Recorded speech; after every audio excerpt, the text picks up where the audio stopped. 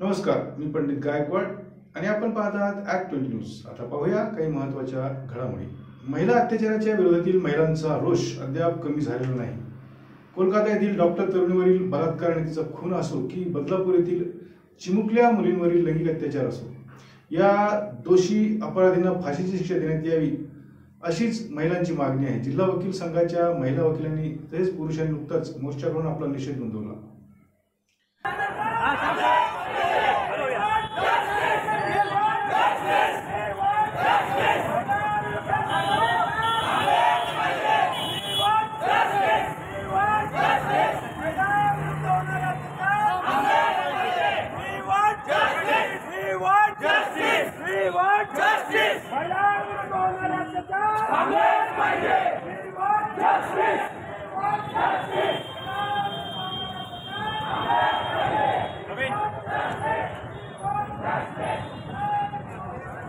वरती धरा वकील साहेब।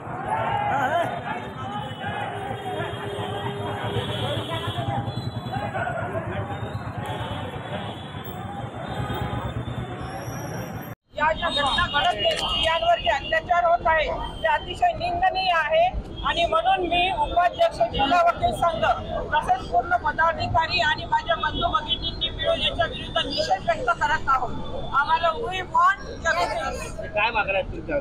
असे कडक कायदा व्हायला पाहिजे, दुसरं कोणाचं अजून कडक झाले पाहिजे आणि महिलांना सुरक्षितता मिळाली पाहिजे। जर एज्युकेशन आहे, आपला महाराष्ट्र स्टेट हा एज्युकेटेड म्हणून फेमस आहे, तर इथं अशा घटना वारंवार घडल्या गेल्या नाही पाहिजे, हे आमचं म्हणणं आहे। नेमकं काय सरकारने कसले केलं मग, किंवा कसल्या काय तरतुद्या वाढवल्या पाहिजेत असं काय वाटतं? महिलांना संरक्षण मिळेल असे कायदे निर्माण केले पाहिजे आणि अत्याचार करणाऱ्यांना कडक शिक्षा सुनावली गेली पाहिजे। त्या संबंधी कायदे शिवसेनेच्या वतीने महिलांनी काळे वस्त्र परिधान करून क्रांती चौकात बाईक रॅली काढली। बलात्काराच्या दोषींना फाशी द्या, महिलांवरील वाढत्या अत्याचाराबाबत त्यांनी सरकारचा निषेध केला। आज आम्ही इथे महिलांतर्फे निषेध बाईक रॅली काढलेली आहे। आमची मागणी ही आहे की आपण बघत आहोत बदलापूर असेल, नालासोपारा असेल, इथे जे मुलींवर अत्याचार होत आहेत त्याच्या निषेधार्थ महाविकास आघाडीची आमची सर्व महिला भगिनीची मागणी आहे की तुम्ही एका दिवसात सरकार बदलू शकता, एका दिवसात तुम्ही लॉकडाऊन लावू शकता, नोटबंदी कायदे करू शकता, एका दिवसात तुम्ही फास्ट ट्रॅकमध्ये या गुन्हेगारांना फाशी का देत नाहीत? आम्हाला नोटबंदीचा आम्हाला फक्त महिला सुरक्षा कायदा हवा आहे। या सरकारने महिलांसाठी लाडली बहिणी योजना देऊन 1500 रुपये दिले, पण त्या लाडल्या बहिणीची मुलगी म्हणजे भाची, सरकारची भाची आज सुरक्षित नाही, याकडे कसं बघता? हे सरकारचं जुमलेबाज सरकार आपल्याला माहिती आलेले आहे। जेव्हा इलेक्शन असेल तेव्हा ते काहीतरी चॉकलेट देण्याचं काम करत आहे। आमच्या महिलांचे गॅसचे पैसे घेऊन तुम्ही 1500 देऊन आम्हाला योजना देत आहेत। आम्हाला लाडकी बहिणीला सुरक्षा योजना पाहिजे, आम्हाला महिला सुरक्षित पाहिजे, आमची भाची सुरक्षित पाहिजे। तुम्ही महिलेला एकीकडे 1500 रुपये देतात आणि दुसरीकडे तिच्यावर अत्याचार करतात, हे सरकार आम्हाला नको आहे। या सरकारचा आम्ही त्या जाहीर निषेध करतो आणि शक्ती कायदा लागू करावा आणि ह्या गुन्हेगारांना एका दिवसात फाशीची शिक्षा झाली पाहिजे, जेणेकरून ज्या मुली आज असुरक्षित आहे, मुलगी म्हणते मी कोर्टात सुरक्षित नव्हते तर आज घरात सुरक्षित नाही आहे, मंदिरात सुरक्षित नाही आहे, शाळेत सुरक्षित नाही, आम्ही सुरक्षेसाठी दाद मागायची कुणाकडे? हे अपयशी केंद्र सरकार, राज्य सरकारचा आम्ही जाहीर निषेध करतो आणि आम्हाला महिला सुरक्षा कायदा हवा आहे। धन्यवाद मॅडम, आपलं नाव? विविध प्रकारे आंदोलन करून त्या सरकारला त्याची जागा दाखवल्याशिवाय राहणार नाही। आपलं नाव? पेरियार ललई सिंग यादव यांच्या जयंतीनिमित्त पेरियार ईव्ही रामास्वामी यांच्या महाराष्ट्रातील पहिल्या पुतळ्याचे अनावरण येत्या रविवारी 1 सप्टेंबर रोजी होत असल्याची माहिती प्राध्यापक सुनील वाकेकर यांनी पत्रकार परिषदेत दिली। या कार्यक्रमाला तामिळनाडूचे खासदार मावल्लम्मन विशेष अतिथी उपस्थित राहणार आहेत। उत्तर प्रदेश राष्ट्रीय या कार्यक्रमाला तामिळनाडूचे खासदार मावल्लम विशेष अतिथी म्हणून उपस्थित राहणार आहेत। उत्तर प्रदेशचे राष्ट्रीय सुशील समाज पार्टीचे अध्यक्ष माजी मंत्री स्वामी प्रसाद मौर्य, दिल्लीचे माजी मंत्री आम आदमी पार्टीचे राजेंद्र पाल गौतम तसेच बिहारचे माजी उपमुख्यमंत्री तेजस्वी यादव हेही प्रमुख पाहुणे म्हणून उपस्थित राहणार आहेत। या पुतळ्याचे अनावरण महाराष्ट्र कॉलेज वाळूज छत्रपती संभाजीनगर येथे होणार आहे। येत्या 1 तारखेला रविवारी पेरियार ललई सिंग यांच्या जयंतीनिमित्त दुपारी 11:30 वाजता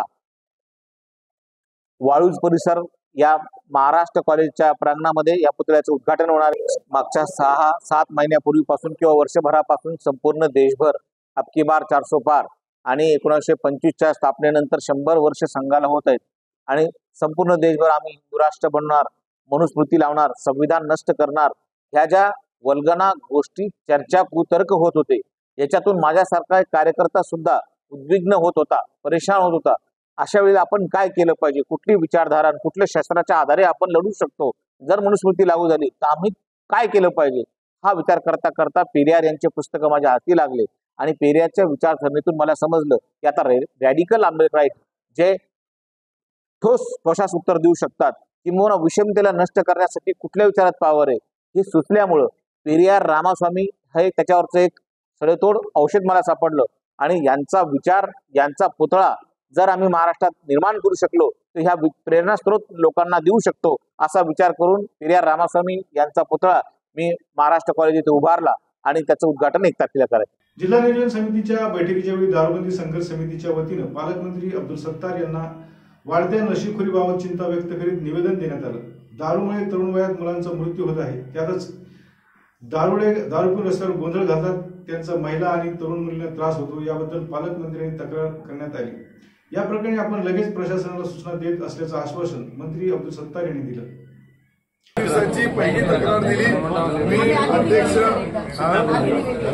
आता देतो ना, आता माझ्याकडे दिली आणि मी याची अंमलबजावणी करण्याचा आदेश तात्काळ देतो. धन्यवाद. सकाळी कुठं फिरायला जातात, रस्त्यावर इतकी गर्दी असते की बाजू सरकार म्हटलं तरी बाजू सरकारचे आणि जाता येता त्यांचे भाजूचे डाव टाकावं लागतात, काही गायड्या बोलत असतात, त्यावेळेला आपल्याला लोकांना खाली घालून घ्यावं लागतं. तुम्हाला रिक्वेस्ट आहे, दारू कंप्लिटली बंद करा आणि आमच्या एरियाचे तर सगळेच बंद करा दुकानं. आमच्या प्रत्येक विहाराच्या बाजूला 4-5 दुकानं झाले सगळ्या विहाराच्या, आणि सगळ्या शहरामध्ये अशीच परिस्थिती आहे जवळपास आमच्या एरियामध्ये. गरीब म्हणून लोक तुम्ही मरायला सोडून दिले त्या दारू पिऊ मला तुम्ही दारू बंद करा म्हणजे आमचे लोक जर मिळाले नाही तर छात्र तरी घरात बसते. त्याच्यामुळे मला दारूबंदी संघर्ष समितीच्या निमित्ताने आम्ही सगळ्यांना आता कलेक्टर ऑफिसला निवेदन देतोय आणि कुठल्याही परिस्थितीत दारू बंद झालीच पाहिजे. गव्हर्नमेंटची पूर्ण महाराष्ट्रात बंद केली तर चांगलीच गोष्ट आहे, पण कमी ते आमच्या एरियात बंद करा, शहरात तरी बंद करा असं माझी रिक्वेस्ट आहे सगळ्यांना. आणि तुम्ही काळजी करा लोकांना नाही मरायलाच लोक लागलेत ना, अक्षरशः मरायला लागलेत. तरुण पोरं 25 वर्षाची पोरं मोरवले जातात, 40-50च्या पुढे जाऊच नाही लागले पोरं. आणि आम्ही तक्रार द्यावा तर ते काही अर्थ नाही तक्रारीला. आणि सगळे लोक म्हणतात की होणार नाही बंद, कशी बंद होणार नाही. लोकशाही आहे का काही लोकशाही आहे तर दारू बंद करायला पाहिजे सगळ्यांनी. कंप्लीट गुजरातमध्ये सगळ्याशी आमच्याकडे बंद करून टाकले, आम्हाला काही प्रॉब्लेम नाही आहे. ज्यांना प्रॉब्लेम येते जातील कुठं काय घ्यायची ते घेतील कुठे जाऊन, पण गरीबाला एवढे पैसे नसतात बाहेर जायला पण चालायला. कमी वयातले पोरं दारू विद्यापीठ हे खरं तर चांगले विद्यार्थी घडवण्यासाठी असतात, जेणेकरून देशाचं भवितव्य असलेल्या विद्यार्थ्यांकडून देशासाठी काही चांगलं काम होईल. पण नेमकं हेच आपल्या इथले आणि विशेष म्हणजे महामानवाचं नाव असलेले डॉक्टर बाबासाहेब आंबेडकर मराठवाडा विद्यापीठातील अधिकारी आणि कर्मचारी विसरले की काय असा प्रश्न पडतो. विद्यापीठात नोकरीला आहोत हे विसरून अधिकारी संस्थानिक असल्यासारखं वागून विद्यार्थ्यांसाठी मात्र काहीही काम करीत नाहीत. विद्यापीठाच्या हॉस्टेलची दशा आणि दिशा आपण याआधी पाहिलेली आहे. येथील कर्मचारी विद्यार्थ्यांना प्रवेश देतानाही किती निष्काळजीपणा दाखवतात हे पुन्हा एकदा दिसून आलं आहे.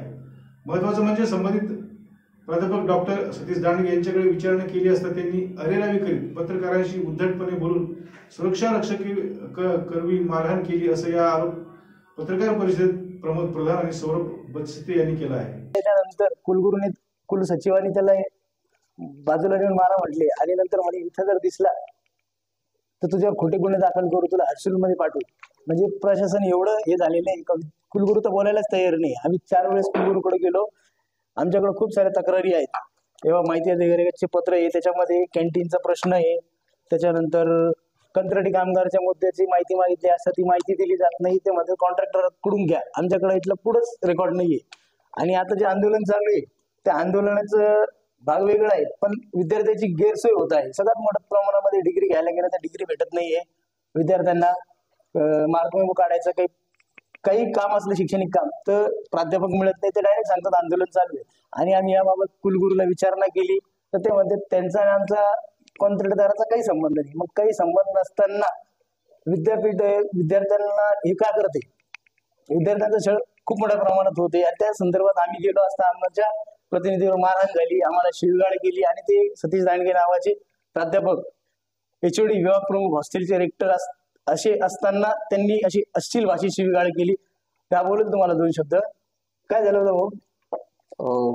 काल ज्या ठिकाणी मी डॉक्टर सतीश दांडगे साहेब यांना जेव्हा भेटलो तर त्यांनी प्रथमतः आम्हाला त्यांच्या कॅबिनमध्ये इन्व्हाइट केलं. त्यांनी प्रश्न विचारले आणि अचानक त्यांचा जो एक विद्यार्थी होता हॉस्टेलमध्ये जो दिसून आलेला, तर त्यांनी खूप कंप्लेंट्स केल्या होत्या की मला 8 दिवसापासून हॉस्टेल मिळत नाही. तर त्या संदर्भात आम्ही तिथे दांडगे सरांकडे भेटायला गेलो आणि त्यांनी त्या विद्यार्थ्याला थोडा वेळ बाहेर थांब, मी पत्रकारांशी बोलतो. आणि तो जसा विद्यार्थी बाहेर गेला तर त्यांनी लगेच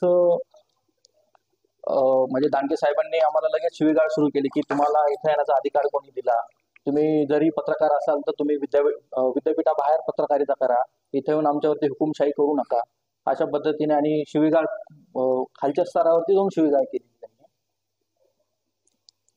साहेबांनी हे विद्यापीठाचे हॉस्टेलची कंत्राटी कर्मचारीची यादी आहे, त्यामध्ये 2 कंत्राटी कर्मचारी PhD धारक आहे, म्हणजे विद्यापीठामध्ये PhD करत असून विद्यापीठामध्ये नोकरी सुद्धा करतात.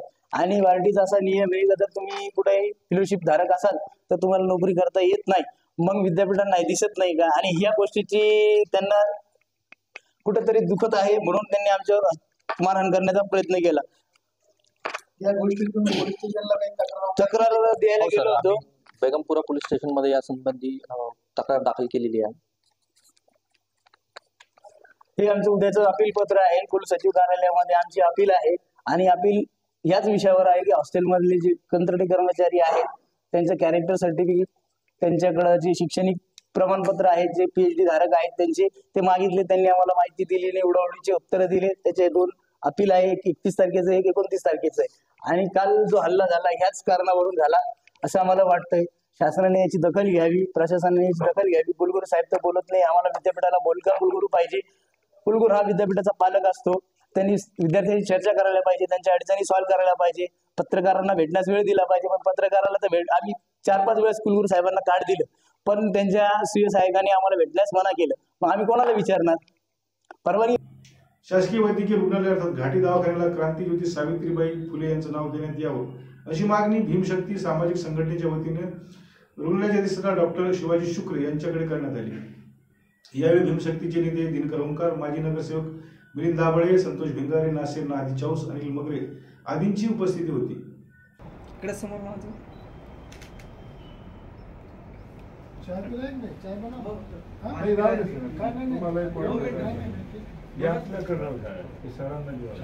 भीमशक्ती सामाजिक संघटनेच्या वतीनं शासकीय महाविद्यालय व रुग्णालय येथे घाटी येथे डॉक्टर शिवाजी शुक्रे साहेब डीन यांना एक निवेदन देण्यात आलं. निवेदनामध्ये क्रांती ज्योती सावित्रीबाई फुले यांचं नाव या रुग्णालयात देण्यात यावं असं नेते चंद्रकांतजी हंडोरे साहेब यांच्या आदेशांनी सूचित केलेल्याप्रमाणे संबंधित सर्व कार्यकर्ते तर शिष्टमंडळ डॉक्टर शिवाजी शुक्रे साहेब यांना भेटलं आणि सदरील निवेदन दिलं. निवेदन देत्या वेळेस संघटनेचे प्रदेश उपाध्यक्ष दिनकरदादा ओंकार, महानगर प्रमुख मिलिंदजी दाभाडे, मराठवाडा अध्यक्ष संतोषजी भिंगारे, शहर अध्यक्ष सतीशजी नरवडे, महानगर सचिव नासिर नाहदी चौस, मराठवाडा कार्याध्यक्ष अनिलजी मगरे, संजयजी सातपुते, सत्तार खान, ज्येष्ठ नेते संजयजी झिने आदींची उपस्थिती होती. यशवंत विद्यार्थ्यांचा भव्य सत्कार सोहळा गरुड झेप अकॅडमीच्या वतीने नुकताच पार पडला. Police, navy, army, railway, RPF अशा विविध ठिकाणी शासकीय नोकऱ्यात कार्यरत असणाऱ्या विद्यार्थ्यांचा यावेळी सत्कार करण्यात आला. हॅलो, आलेल्या सर्व प्रमुख पाहुण्यांचं हार्दिक हार्दिक स्वागत. गरुड झेपच्या लेकरांना आवाज येतोय का? 1000 जागापैकी गरुड झेपने 200 पेक्षा जास्त जागा त्या ठिकाणी स्वतःच्या पदरात पाडून घेतल्या, त्या आईवडिलाच्या चरणी त्या अर्पण केलेल्या आहेत. का हे सांगणं तितकंच महत्वाचं आहे. जेव्हा कुठलाही निकाल असतो आणि आलेलं यश असतं तेच मनुष्याची ओळख त्या ठिकाणी निर्माण करतं. मला आज इथं काही माजी विद्यार्थी त्या ठिकाणी आवर्जून उपस्थित आहेत. त्यांना नक्कीच आज तो दिवस आठवेल ज्यावेळेस त्यांनी अकॅडमीमध्ये प्रवेश घेतला होता. इथं राहणं, त्या ठिकाणी ट्रेनिंग करणं ते कठीण कार्य करून आज मोठ्या दिमागात त्या वर्दीवरती त्यांना बघताना आमच्या संपूर्ण गरुड जेपच्या टीमला नक्कीच त्या ठिकाणी छाती भरून आल्याशिवाय राहत नाही. प्रत्येक आई वडील आज 2023-24 या वर्षामध्ये गरुड झेप अकॅडमीच्या माध्यमातून बरेचसे विद्यार्थी या ठिकाणी आपलं सरकारी नोकरीचं स्वप्न साकार करताना दिसतंय, साकार केलेलं आहे. आणि आज भारतामध्येच नव्हे प्रत्येक ठिकाणी गरुड झेपच्या माध्यमातून पूर्ण राज्यामधून या ठिकाणी बरेच विद्यार्थी या ठिकाणी येतात. त्यांचे स्वप्न साकार करणारी ही एक कारखाना समजलं तरी चालेल. या कारखान्याच्या माध्यमातून बरेचसे विद्यार्थी आता पोलीस दलामध्ये, आर्मीमध्ये, नेव्हीमध्ये, एअरफोर्समध्ये या ठिकाणी भरती झालेले आहेत. आणि आजचा जर आकडा बघितला तर हा ना भूतो न भविष्यती या आकड्यातून आज खरं गरुड झेपचं जे वेगळं असं महत्व आहे त्या सर्व भारत देशासाठी, महाराष्ट्रासाठी कळालेलं आहे. आणि आज या माध्यमातून खरंच एक वेगळा असा संदेश ज्या आईवडिलांनी आमच्यावर विश्वास ठेवला, ज्या आईवडिलांनी आपल्या मुलांना या ठिकाणी टाकलं आणि त्यांचे स्वप्न साकार झाले हे सांगणारं एक तात्पर्य या ठिकाणी या मोठ्या प्रोग्रामच्या माध्यमातून आईवडिलांचा सत्कार जो मुलगा लागतो त्या मुलांच्या आईवडिलांचा सत्कार आमच्या माध्यमातून घडतोय ही आमच्यासाठी एक मोठी बाब आहे आणि ती सगळ्यात अविस्मरणीय. आणि आजचा हा निकाल एक दिव्यमान आणि डोळे दिपणारा आहे. ज्या विद्यार्थ्याची संख्या बघता आज हा खरा मोठा निकाल आमच्यासाठी पण आहे. आणि हा निकाल देणारी गरुड झेप अकॅडमी याचा सर्व स्टाफ या सर्वांचं हे मोठं महत्व आहे. आणि या महत्वातूनच आजचा हा निकाल आहे. यापुढेही आजपर्यंत लागलेल्या 6000 विद्यार्थ्यांचा सत्कार आतापर्यंत झालेला आहे. आणि आम्ही यापुढेही सुद्धा असेच निकाल गरुड झेप माध्यमातून देऊ अशी शाश्वती देऊ.